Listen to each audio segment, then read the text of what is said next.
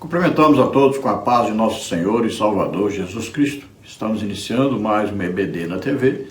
Eu sou o pastor Henrique, moro atualmente em Cajamar, São Paulo. Se você deseja nos convidar para estarmos aí, entre em contato conosco. Meu telefone ainda é o mesmo, telefone DDD 99 e o telefone 991520454. Se você deseja receber os slides que nós colocamos aqui e mais estudos a respeito da lição, então entre em contato conosco por esse telefone que é meu WhatsApp e lá você diga que quer receber material de apoio para a revista da Escola Bíblica Dominical, CPAD, porque eu comento outras revistas, então coloque lá CPAD e coloque lá também seu nome e sua cidade, para me cadastrar você em um grupo. Não é grupo de bate-papo, só eu posto lá só esse material DBD toda semana, não vai encher seu celular. Então eu coloco lá toda semana para você gratuitamente. Queremos lembrar que nós não cobramos nada por esse material. Estamos iniciando hoje então, graças a Deus, aí o terceiro trimestre de 2024. Neste trimestre nós vamos estudar aí nas lições bíblicas adultos da CPAD com o tema O Deus que governa o mundo e cuida da família. Os ensinamentos divinos nos livros de Ruth e Esther para a nossa geração. Então sempre nos lembrando, quem está no governo de tudo? Quem coloca reis e tira reis, né? Quem governa tudo? Quem sustenta todos os planetas, cometas, né? Tudo. Quem está no controle de tudo? Então é Deus. E aqui nós vemos que, além disso, é Ele que cuida da família. Se não fosse Deus, a família já tinha deixado de existir, porque os homens fazem de tudo para que isso aconteça. Mas Deus está no controle, Deus preserva a família. Então, dentro deste tema, nós vamos estudar os livros aí de Ruth e de Esther, falando a respeito, então, desse trabalho de Deus na preservação da família. E vamos aplicar isso à nossa situação, à nossa geração. Neste trimestre, nós temos aí como comentarista da CPAD o pastor Silas Queiroz. Ele é membro do Conselho de Comunicação e Imprensa da CGADB, é jornalista, é bacharel em Teologia e Direito, procurador-geral do município de Ji-Paraná. Também ele atua como pastor nas congregações de Ji-Paraná, cidade na qual reside, lá em Rondônia. Quem não conhece Rondônia, visite, é um lugar muito bom, muito bonito. Estivemos lá pregando o Evangelho, na época do pastor Joel Holder, né? Estivemos pregando ali na congregação onde o pastor Pedro Vaz, né, dirigia naquela época. Lá na capital do estado, né, ali em Porto Velho, cidade então principal, capital de Rondônia. A cidade de Porto Velho tem aí por volta de 460, 470 mil habitantes, né?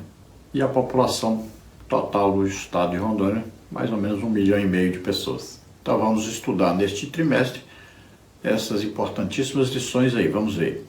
Na lição 1, duas importantes mulheres na história de um povo.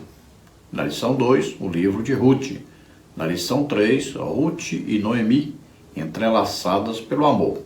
Na lição 4, o encontro de Ruth com Boaz. Na lição 5, o casamento de Ruth e Boaz, a remissão da família.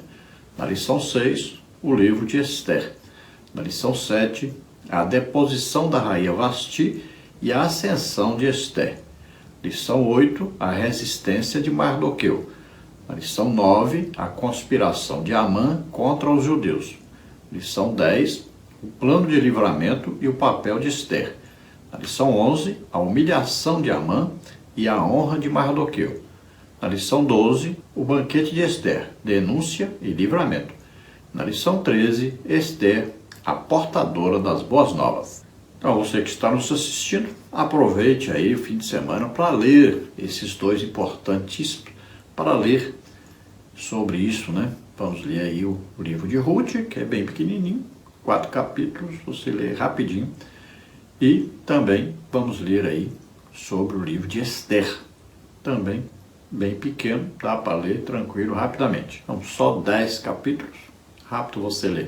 Vamos ver então a importância dessas mulheres na história bíblica e no ensino para todos nós.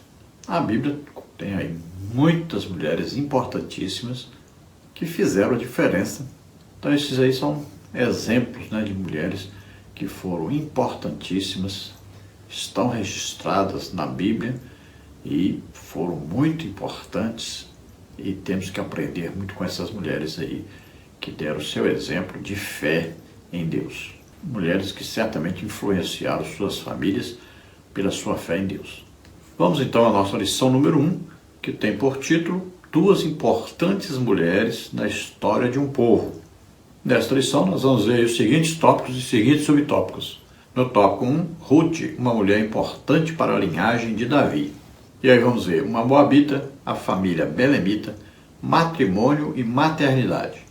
No tópico 2, Esther, a mulher que agiu para a sobrevivência dos judeus.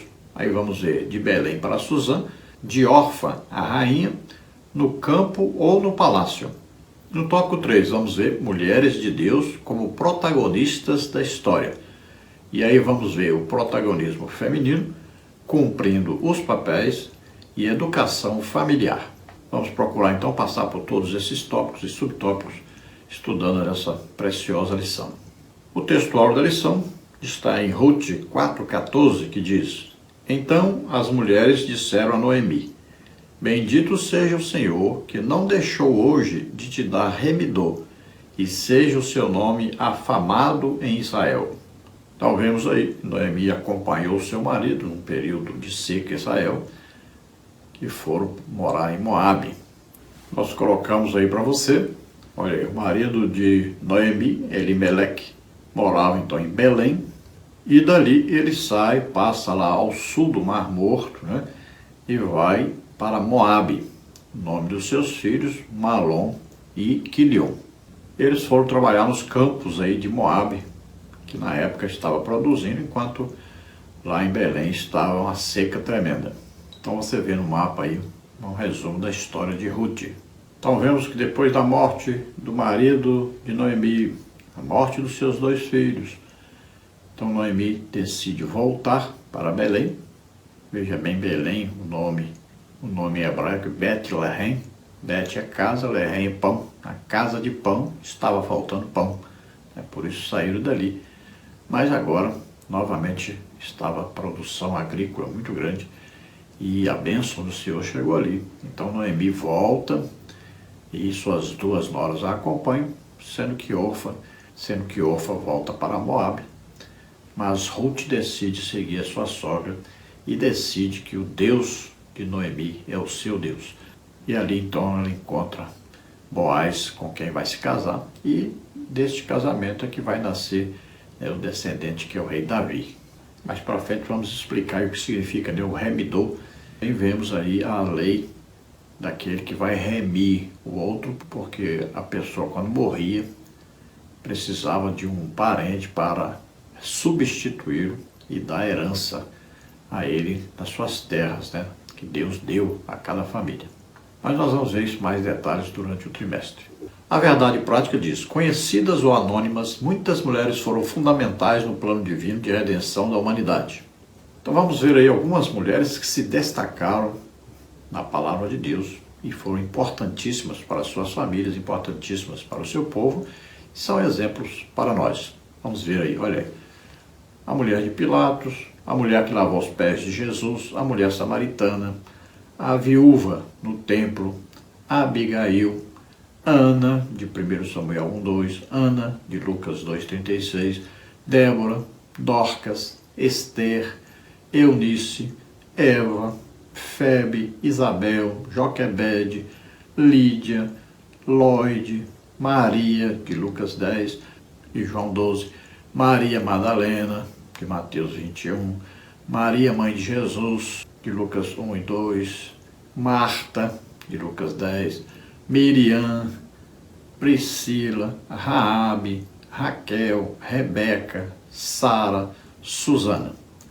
Veja quantos exemplos nós temos aí de mulheres que se destacaram na Bíblia e nós devemos aprender com elas. É evidente que existem outras, né? Aí um resumo apenas. E nós vemos que muitas vezes você vai ver assim na Bíblia, e morreu o rei tal, e o seu reinado, né, foi péssimo, e a sua mãe era, aí cita o nome da mãe, por causa da influência que as mães têm sobre os seus filhos, né, na educação dos seus filhos, na formação da personalidade de seus filhos. A leitura bíblica em classe está em Ruth 4, 13 a 22, Ester 7, de 1 a 7. Vamos ler. Ruth 4. Assim tomou Boaz a Ruth, e ela lhe foi por mulher, e ele entrou a ela, e o Senhor lhe deu conceição, e ela teve um filho. Então as mulheres disseram a Noemi: Bendito seja o Senhor, que não deixou hoje de te dar remidor, e seja o seu nome afamado em Israel. Ele te será recriador da alma, e conservará a tua velhice, pois tua nora que te ama o teve, e ela te é melhor do que 7 filhos. E Noemi tomou o filho, e o pôs no seu regaço, e foi sua ama. E as vizinhas lhe deram um nome, dizendo: A Noemi nasceu um filho, e chamaram seu nome Obed. Este é o pai de Jessé, pai de Davi. Estas são, pois, as gerações de Pérez. Pérez gerou a Esrom, e Esrom gerou a Arão, e Arão gerou a Aminadab. E Aminadab gerou a Naasson, e Naasson gerou a Salmão, e Salmão gerou a Boaz, e Boaz gerou a Obed. E Obed gerou a Jessé, e Jessé gerou a Davi. Agora vamos ver Ester 7. Vindo, pois, o rei com Amã para beber com a rainha Ester, disse também o rei a Ester, no segundo dia, do banquete do vinho: Qual é a sua petição, rainha Ester? E se te dará. E qual é o teu requerimento? Até metade do reino se fará. Então respondeu a rainha Ester e disse: Se, ó rei, achei graça aos teus olhos, e se bem parecer ao rei, desse-me a minha vida como minha petição, e o meu povo como meu requerimento, porque estamos vendidos, eu e o meu povo, para nos destruírem, matarem e lançarem a perder. Se ainda por servos e por servas nos vendessem, calar-me-ia, ainda que o opressor não recompensaria a perda do rei. Então falou o rei Assuero e disse à rainha Ester: Quem é esse? E onde está esse cujo coração o instigou a fazer assim? E disse Ester: O homem, o opressor e o inimigo é este mau Amã. Então Amã se perturbou perante o rei e a rainha, e o rei, no seu furor, se levantou do banquete do vinho para o jardim do palácio, e Amã se pôs em pé para rogar a rainha Ester pela sua vida, porque viu que já o mal lhe era determinado pelo rei. Veja, desta mesma família, né, vamos ver Salmão, que se casou com Raabe. Veja aí, Jesus veio dessa família, né, legalmente reconhecido por essa família como filho. Aí José o reconheceu como filho. Então, legalmente, ele é filho, então, descendente dessa família. E o principal da linhagem aí é o rei Davi. E José era descendente, né, legal, descendente mesmo direto do rei Davi, de Belém, onde Jesus nasceu. Então vimos a história de Ruth, né, muito importante, dessa família então que nasceu Jesus, e vemos aí a rainha Ester, que através delas Deus livrou o povo de Israel de ser exterminado. Então vimos aí Ruth como exemplo de uma mulher que se converteu realmente a Deus, e da sua união com Boaz. Veja bem, uma união de Moabita com um israelita, que seria totalmente impossível aos olhos humanos uma relação dessa, uma união dessa, né? Mas nessa família aí não teve só essa união, mas dessa família nós temos aí no passado deles, né, o Salmão, que se casou com uma prostituta, a Raabe, né, lá de Jericó. Veja só. E é dessa família que Jesus é descendente legalmente, né? Porque Jesus é descendente legalmente de José, que era da família de Davi. Davi, neto de Ruth. Vemos aí a rainha Ester, né? Uma moça simples, a Radassa, descendentes de judeus, que moravam então lá na Pérsia, e ali ela foi responsável, ou seja, ela foi usada por Deus, né, junto com seu primo, Mardoqueu, para livrarem o povo de Israel da morte certa que estava decretada sobre eles.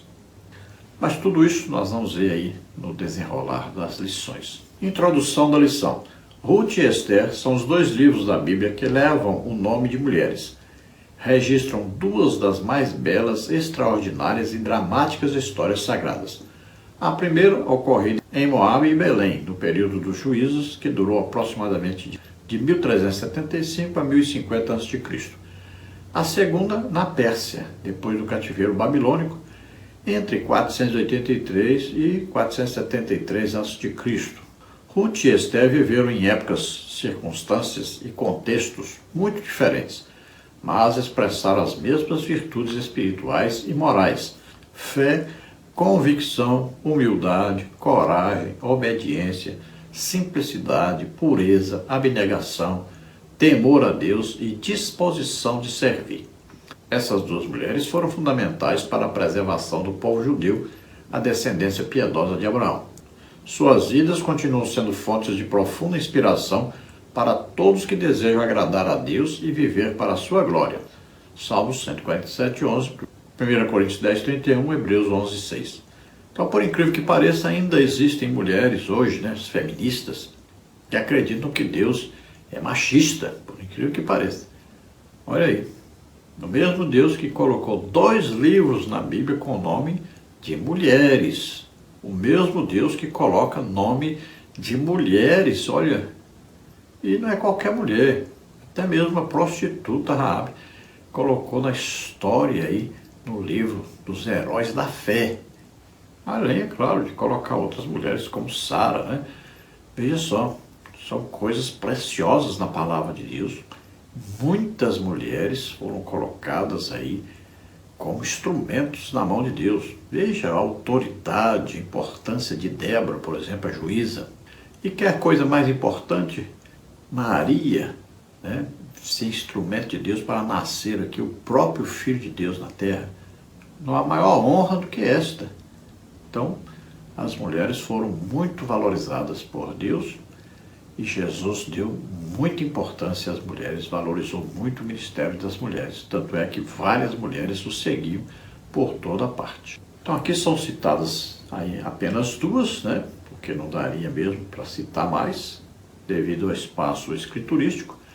Então, essas 2 são mencionadas e nós vamos aprender com elas porque elas foram exemplo de fé, de convicção, de humildade, de coragem, de obediência, de simplicidade, de pureza, de abnegação, de temor a Deus e também com muita disposição de servir ao Senhor. Então aprendamos com essas 2 mulheres que foram realmente muito importantes e estão registradas as suas histórias aí na Bíblia. Tópico 1, Ruth, uma mulher importante para a linhagem de Davi. Subtópico 1, uma moabita. Descendentes de Moabe, filho da relação incestuosa de Ló, o sobrinho de Abraão, com sua filha mais velha. Gênesis 19, 30 a 37.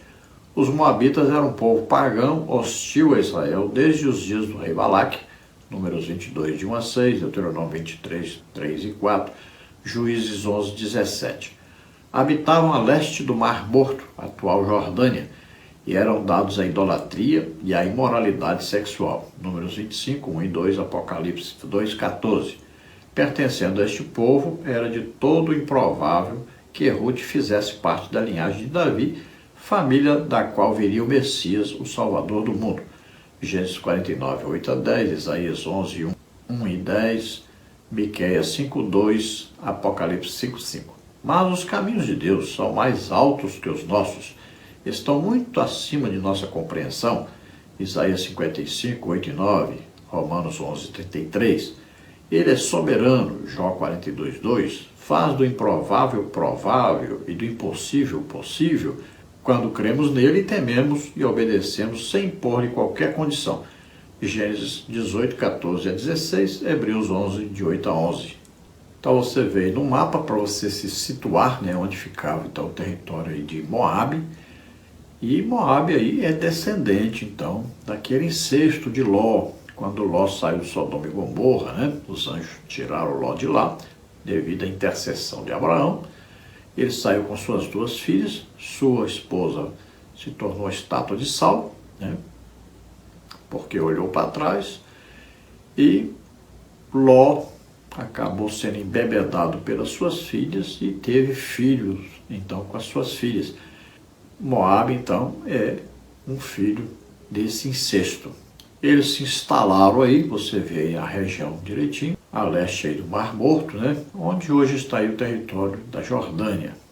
Esse povo, como já nasceu aí, né, do incesto, né, se tornou um povo muito envolvido em moralidades sexuais, idolatria. Era um povo sempre que foi aí inimigo de Israel, né? Foi até amaldiçoado por Deus. Então, era quase que impossível mesmo, né?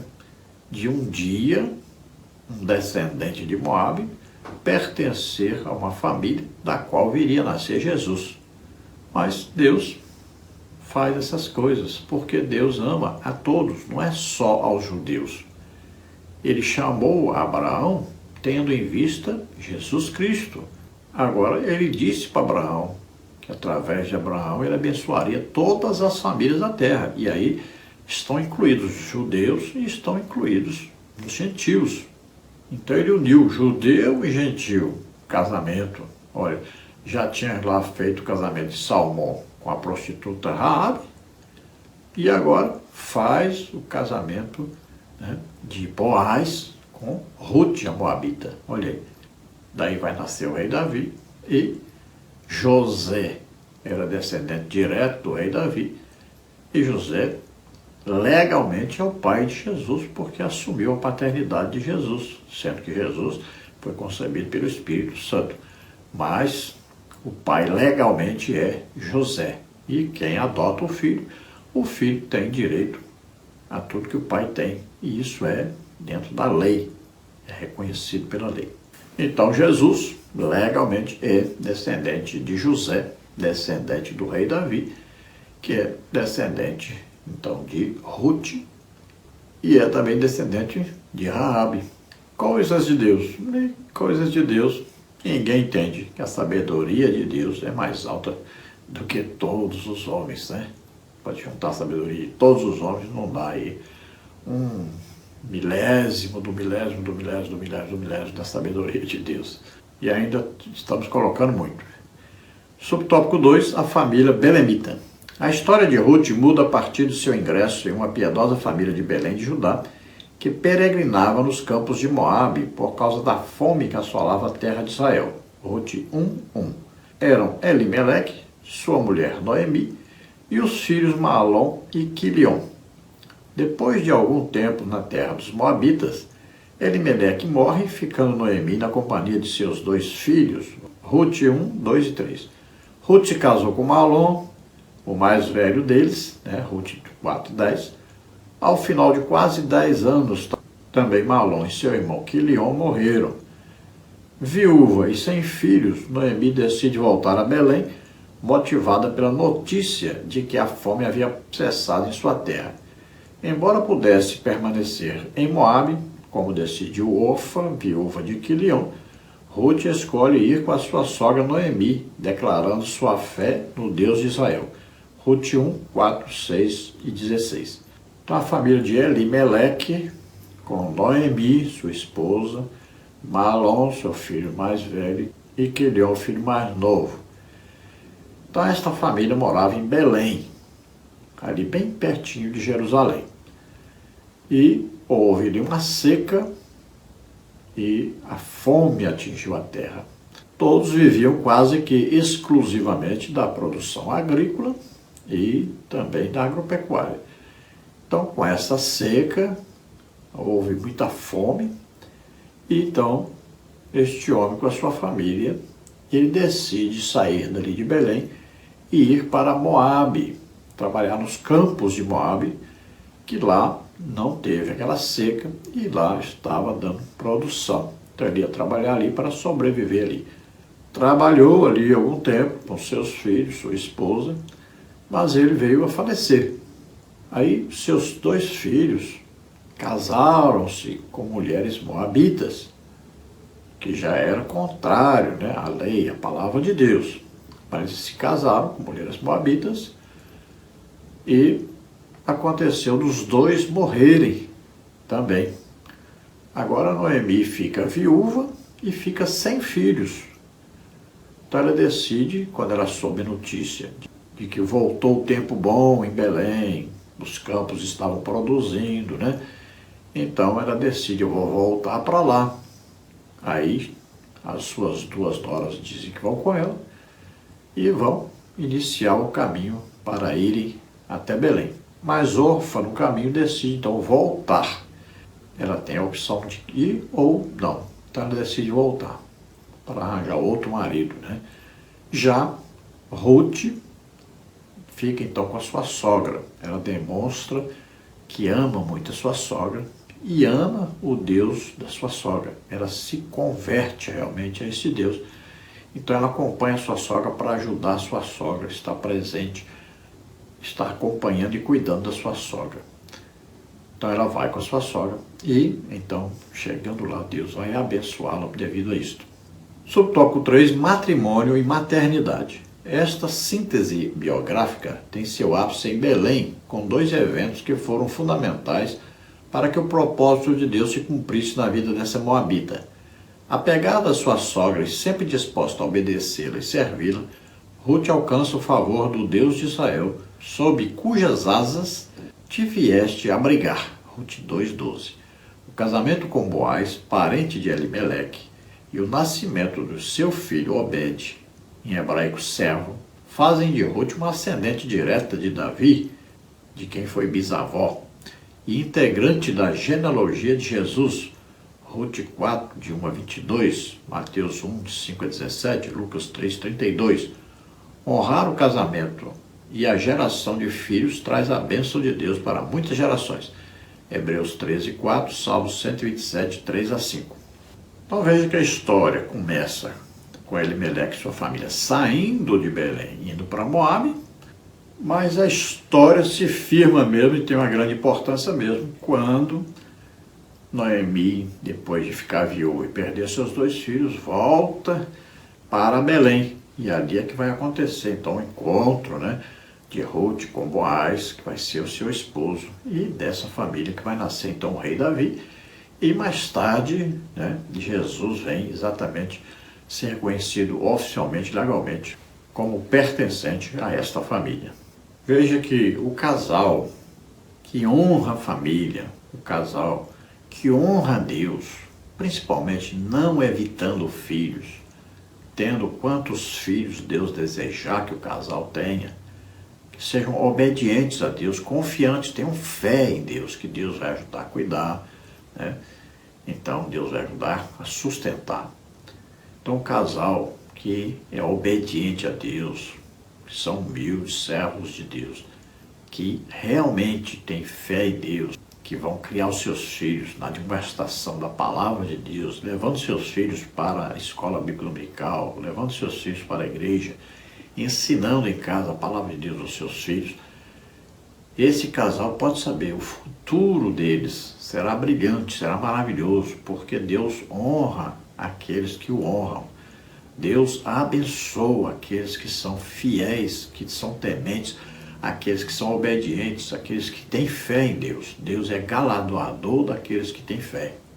Tópico 2. Esther, a mulher que agiu para a sobrevivência dos judeus. Tópico 1. De Belém para Susã. Cerca de 5 séculos depois de Ruth, a Bíblia nos apresenta outra mulher notável, Esther, também usada providencialmente por Deus para a preservação do povo de Israel. Filha de Abiail, tio de Mardoqueu, Esther era judia, órfã de pai e mãe. Foi criada pelo primo Mardoqueu, Esther 2, 5 a 7 e 15. Seu nome hebraico era Hadassah, que significa murta, uma das plantas favoritas do mundo antigo, de folhas perfumadas e flores brancas ou rosadas, usadas para perfurar ambientes e fazer grinaldas para os nobres dos banquetes.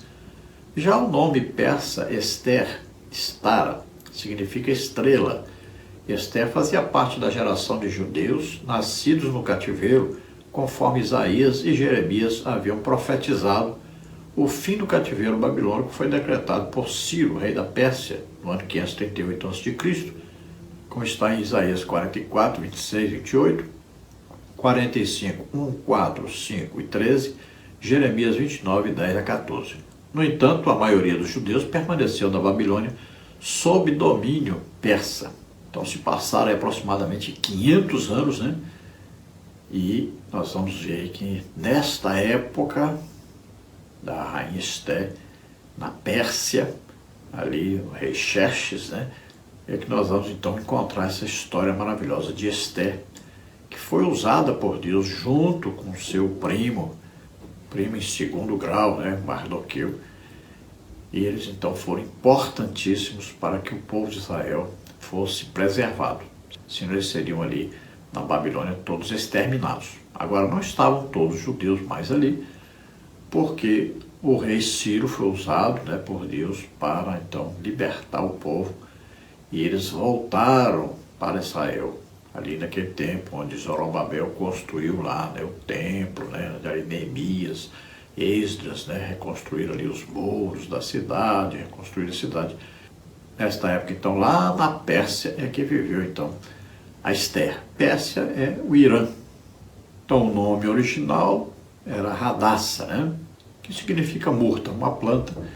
E o nome dela é escolhido, muito provavelmente, então, pelo seu primo, né, o seu primo em segundo grau, o Mardoqueu, que cuidava dela, porque ela era órfã de pai e mãe. Então, ele deu um nome persa para ela ser apresentada no palácio, quando foi requisitado que moças virgens, que fossem muito lindas, fossem apresentadas como candidatas a ser, então, a esposa do rei, em substituição à rainha Vasti, que havia sido afastada. Então, veja que a maioria dos judeus voltaram, né, alguns também até que tinham nascido durante o período do cativeiro também foram para Israel. Mas a maioria mesmo ficaram onde estavam, eram comerciantes ali, estavam vivendo bem, né, e tinham uma comunidade então judaica, e eles resolveram então ficar por ali. Foi no período do cativeiro que surgiram as sinagogas, onde eles liam a palavra de Deus, né, ensinavam, tinha ali os professores, os mestres, que ensinavam a palavra de Deus lá no território onde eles estavam cativos e que agora não estavam mais cativos. Subtópico 2, de Ofra a rainha. Suzã era a capital do novo império, como está em Ester 1, 1 e 2. Lá viviam Ester e Mardoqueu, dentre milhares de outros judeus. Dotada de rara beleza, Ester integrou o grupo de moças virgens que se candidataram para suceder a rainha Vasti, deposta pelo rei Assuero por sua desobediência, como escreve o historiador judeu Flávio Joséfo. Vasti se recusou a comparecer a um banquete oferecido pelo rei dos jardins de seu palácio, Ester 1, 5 a 8, 10 a 12, 21, 22. Era um inequívoco ato da providência divina. Ester se tornou rainha em seu lugar, Ester 2, 16, 17. 5 anos depois, essa jovem judia, agindo com sabedoria e muita coragem, obteve de Assuero um decreto que livrou da morte o povo judeu de todo o império, Ester 8 e 9. Como diz Matthew Henry, ainda que o nome de Deus não se encontre no livro de Ester, o mesmo não se pode dizer de sua mão, guiando minuciosamente os fatos que culminaram na libertação de seu povo. Então, a cidade de Suzã era a capital do Império Persa, o rei Xerxes estava no governo, e nesse período o rei deu um banquete, e esse banquete deles durava pouco, né? Veja que era um banquete de 180 dias, 6 meses de festa, imagine. E ali houve um problema, né, que a rainha Vasti desobedeceu a ordem do rei de estar ali presente, né, para se mostrar aos governantes das províncias, né? Então, quando ela desobedece, aí recebe a orientação dos seus conselheiros, dos outros reis, para que a depusesse do seu cargo, porque senão as mulheres, todas as mulheres, aprenderiam a desobedecer os reis também. Então, naquela hora ela é deposta do seu cargo de rainha. Então, evidentemente, temos em tudo isso aí a mão de Deus, né, que está no controle de tudo, providenciando tudo. Porque Deus, na sua presciência, ele vê o que acontece no futuro, né, e ele pode resolver interferir. Não quer dizer que ele interfira em tudo o que acontece, mas quando dentro do seu plano geral de salvação da humanidade, alguma coisa vai interferir, que vai atrapalhar esse plano, então ele interfere, né? Então nós vamos ver que a própria Bíblia diz que ele tira rei, ele coloca outro rei no lugar, ele pode influenciar, né? Ele pode mudar, ele tem poder e autoridade para fazer o que quiser. Ele deu a vida, ele pode tirar. Então Deus já está interferindo aí, já sabendo, né, do que vai acontecer por causa de Amã e o seu decreto ali conseguido junto ao rei Assuero para destruir o povo de Israel. E ali com certeza não ia parar só ali. Se ele conseguisse destruir todos os judeus que haviam ali na Pérsia, eles iriam também depois para Israel destruir o restante dos judeus. Por detrás do Amã é Satanás, né, querendo destruir a linhagem, então, da qual viria a nascer Jesus. Então, nessa recusa da rainha Vasti em obedecer a Assuero, ela é deposta. E aí se cria, então, um concurso de mulheres para substituir a rainha Vasti. E nós vamos ver, então, que aí agora a órfã, né, Radassa, a Esté, vai ter o papel principal aí, ó, vai ser a protagonista da história agora no livro de Esté. E daí para frente, ela que vai ser o instrumento principal de Deus aí, com o seu primo em segundo grau aí, Mardoqueu, que vão ser os principais, então, a atuarem aqui para a salvação, para a libertação de todos os judeus daquele decreto que foi conseguido por Amã para a destruição dos judeus. Então a rainha Esté vai comparecer perante o rei para conseguir, então, o livramento desse povo. No subtópico 3, no campo ou no palácio.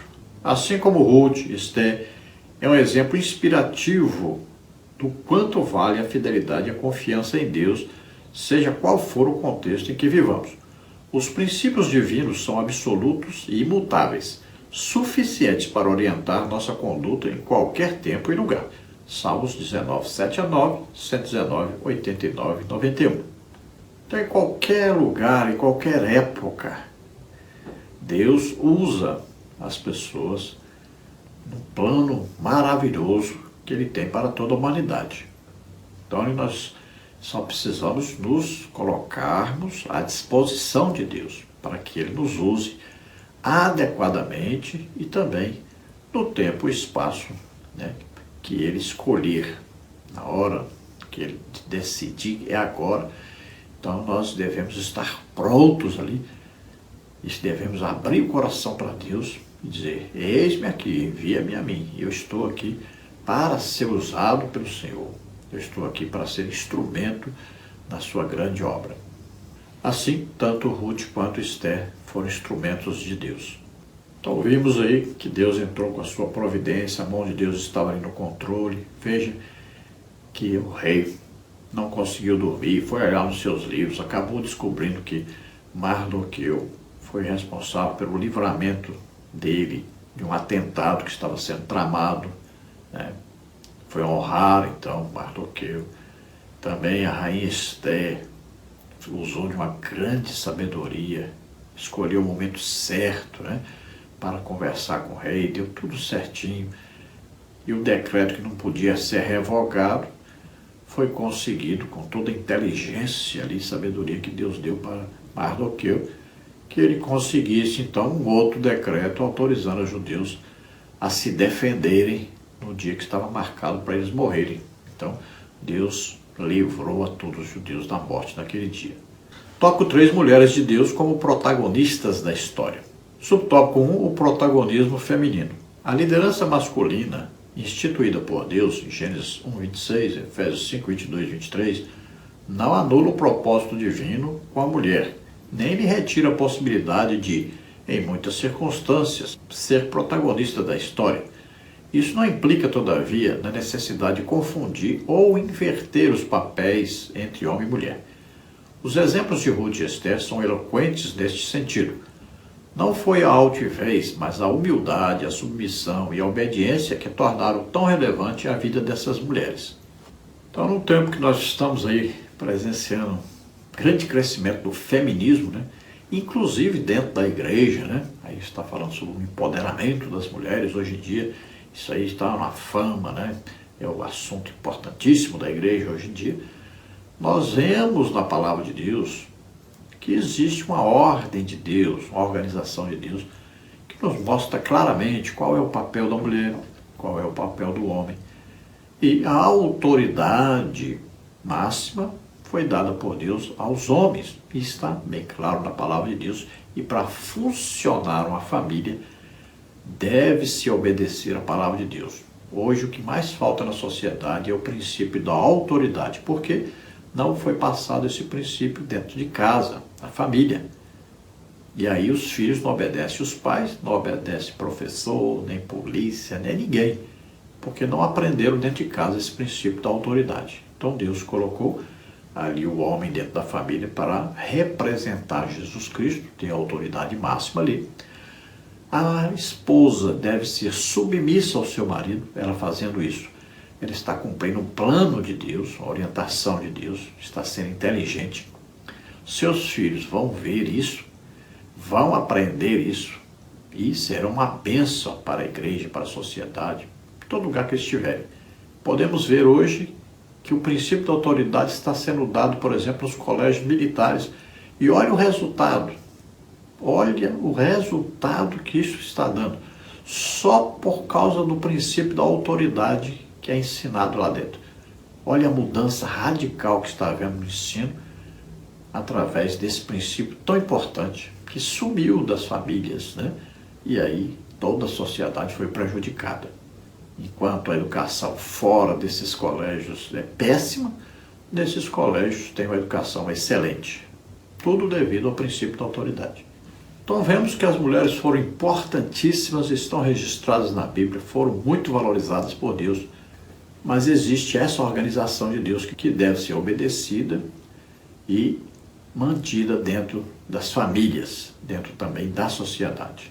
O cargo eclesiástico foi dado ao homem. Veja que Jesus escolheu 12 apóstolos, Deus escolheu das 12 tribos de Israel, os líderes, homens. Jesus escolheu 12 apóstolos, homens. Poderia ter escolhido sua mãe, poderia ter escolhido Maria Madalena, mas não. Os apóstolos também, quando foram colocar um substituto para Judas, poderiam ter colocado Maria, mãe de Jesus. Ela estava ali, mas colocaram um homem também. Veja que a Bíblia é assim, tudo organizadinho. Se você olhar os ministérios, estão lá, Efésios 4:11, também são ali apóstolos, profetas, evangelistas, pastores e mestres. Não existe ali nenhuma citação para uma liderança feminina na igreja. Então, elas podem e devem, estão fazendo um excelente trabalho, podem fazer muita coisa na obra de Deus, mas não terem um cargo eclesiástico, porque não existe base bíblica para isso. Veja que o exemplo dessas mulheres é o quê? Exatamente a humildade, a submissão, a obediência a Deus é que tornou essas mulheres que estão na Bíblia importantíssimas. Subtópico 2. Cumprindo os papéis. Noemi dá testemunho de que Ruth cumpriu bem a função de esposa. Ruth 1:8. Seu extraordinário relacionamento com a sogra não nos permite outra conclusão. Ambas eram mulheres sábias que conheciam bem os seus papéis. Ruth 1:11-13. O que é fundamental para uma boa convivência em família, inclusive entre nora e sogra. Provérbios 14:1. Veja a submissão que havia de Ruth para com a sua sogra Noemi. Isso era importantíssimo. E veja como ela se comportou com humildade e submissão diante de Boaz. E assim conseguiu que ele escolhesse ela para ser a sua esposa. Veja bem, ela agiu com toda a sabedoria, toda a submissão, principalmente submissão a Deus. E aí tudo aconteceu certinho, tudo deu certo. Toda a sua família foi abençoada devido a isso. Subtópico 3. Educação familiar. Não foi apenas a beleza de Esther que lhe fez ser escolhida rainha, mas também sua humildade e seu bom comportamento no palácio. Esther 2:15-17, apesar de órfã, Esther havia recebido uma boa educação de Mardoqueu, a quem devotava obediência e profundo respeito. Esther 2:10, 4:1-4. É no lar que somos forjados para os grandes desafios da vida. Provérbios 29:15, 17, 30 e 17. Então vemos que Esther foi bem criada, né, pelo seu primo de segundo grau, Mardoqueu, que a ensinou esse princípio de autoridade. Ela era submissa. Veja que quando ele falou para ela, ela atendeu ao que ele orientou ela para fazer. Veja que deu tudo certo, porque ela tinha o princípio de autoridade. Ela respeitava a todos, era admirada por todos pela sua educação, seu modo de tratar as pessoas, devido à educação excelente que recebeu. Havia dela o princípio de submissão. Conclusão. Deus continua usando mulheres para cumprir seus propósitos. Algumas se tornam conhecidas e têm seus nomes registrados na história como Ruth e Esther. Outras, como a mulher de Noé, vivem a vida toda no anonimato. Gênesis 6, 10, 18, 7, 7, 13, 8, 15, 16. Mas nem por isso deixam de ser importantes. O que seria do patriarca sem uma companheira fiel ao seu lado, enquanto cumpria a missão divina que recebera? No reino de Deus, seja homem, seja mulher, o que importa não é o quanto a pessoa aparece, pois o Senhor olha para o coração. 1 Samuel 16, 7, 1 Coríntios 3, 12 a 15. Então veja que existem mulheres que se destacaram, mas existem também mulheres importantíssimas que não se destacaram. Olha a mulher do Jó. Muitas vezes conhecemos ela pela coisa que ela falou errada, né? Pela atitude errada, mas é claro, uma mulher desesperada, perdeu 10 filhos, perdeu toda a fortuna e o marido estava à beira da morte. Ninguém sabe o equilíbrio que uma mulher teria, né, passando por essa situação. Mas ela nunca deixou o Jó. E é ela que teve os outros 10 filhos melhores, mais bonitos. É ela que teve depois, né, a fortuna dobrada. É a mesma mulher. Veja só. Vamos ver aí mulheres importantíssimas. Olha lá a mulher samaritana, que diante da sociedade é uma vergonha. Mas olha a bênção. Ela levou toda uma cidade a Jesus. Então vamos ver vários exemplos de mulheres. Mulheres que se destacaram pela sua obediência, submissão, humildade, fizeram uma grande obra para Deus. Mas também mulheres que muitas vezes nós não valorizamos, né? Como a mulher de Noé. Não valorizamos, mas foram importantíssimas na história, então, desse povo importantíssimo, os judeus. Nós fizemos um resumo bem rápido, porque a primeira lição do trimestre, né, geralmente temos eventos na igreja, então a lição deve ser dada um pouco mais rápido. Fizemos um resumo, mas nós vamos estudar durante o trimestre mais detalhadamente todos esses assuntos. Isso aí é só uma introdução do trimestre. Vamos orar agora. Se você crê que Jesus Cristo, o Filho de Deus, veio à terra, nasceu como homem, viveu aqui como homem, levou sobre ele os nossos pecados, doenças e enfermidades, morreu por nós na cruz e ressuscitou, você é salvo agora. Vamos orar? O Espírito Santo vai convencer você do pecado, da justiça e do juízo, e você receberá agora o perdão de Deus, o Espírito Santo. Você é salvo agora, se torna filho de Deus. E se você está doente ou está enfermo, creia, Jesus te cura agora. Vamos orar. Pai, em nome de Jesus, te apresentamos essas vidas que se chegam a Ti agora, estão agora se arrependendo, pedindo perdão. Toca neles, ó Senhor, concede-lhes o Espírito Santo. Salva, Senhor, essas vidas. Se alegre, se alegre, se alegre. Deus está presente em sua vida agora. Você é filho de Deus agora, em nome de Jesus. Você que está doente, está enfermo, seja curado agora, em nome de Jesus. Receba o seu milagre, em nome de Jesus. Amém?